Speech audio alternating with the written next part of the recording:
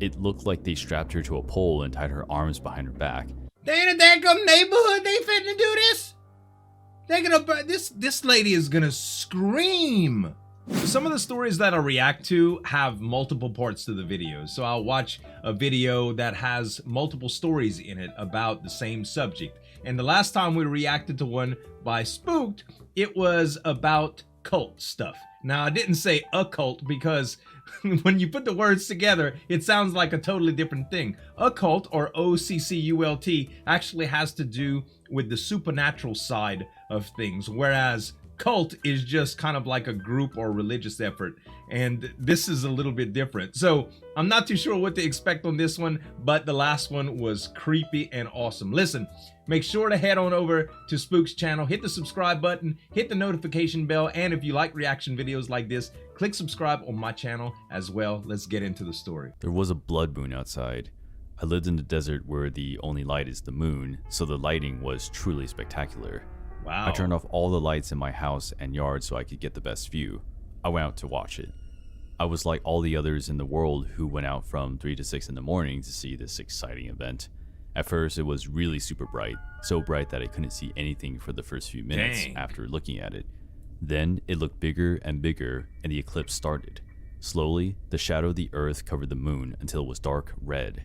Oh, that's what a blood moon is. I was about to say, I don't think I've ever seen a blood moon, but I've seen eclipse before. So they have lunar and solar eclipse, and lunar naturally is the moon, and solar is the one that you can't really look at. I've heard that you can look at it through welding goggles or special glasses and stuff like that, but it's some crazy phenomenons. And sometimes when those eclipses happen, these crazy cults, they think some stuff's going on. I don't know that's what's going on here, but you know, they like, when the blood moon rises, we're gonna do this crazy stuff. You know what I'm saying? It went from super light outside to really dark. It was so pretty. I must have fallen asleep in the cozy blankets and foam mattress I put out in the back of my truck because I awoke to this weird chanting. I always thought my neighbors were weird, but tonight I have no words for their behavior. Neighbors? Murderers? Cult members? I have never met them face to face, and I'm not even sure they knew who I was before tonight. As I was laying down in the back of the truck, they couldn't see me, but I had a full view of their backyard. Oh. Where we live, there aren't a lot of trees. I can see right into their yard even though it isn't very close. I noticed a bunch of people wearing what looked to be red robes standing around a big fire. They were chanting something, but it was too far away to hear exactly what they were saying or what language it was in. I knew it. The dadgum blood moon got them out, got their robes on. He's not talking about bathrobes, ladies and gentlemen. He's not talking about, they about to do some black magic demon stuff. I peered with the binoculars and noticed they were moving back and forth, swaying side by side into each other and holding hands. The chanting grew louder and louder until someone rode up on a motorcycle. As he stepped off his bike and held out his arms, 2 of the chanters covered him in a black robe.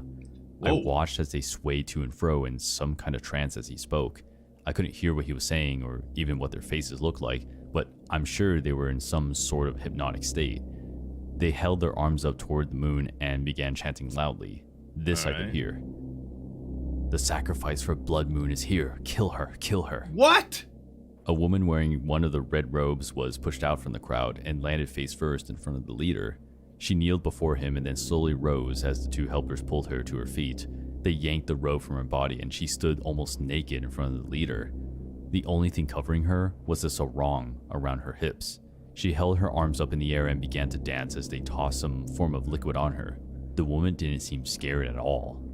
What? The man said something that I couldn't hear, and the robed member shouted, "In his name, in his name." The 2 members grabbed her arms, and suddenly she began to scream. They pushed her toward the fire, with the leader following behind.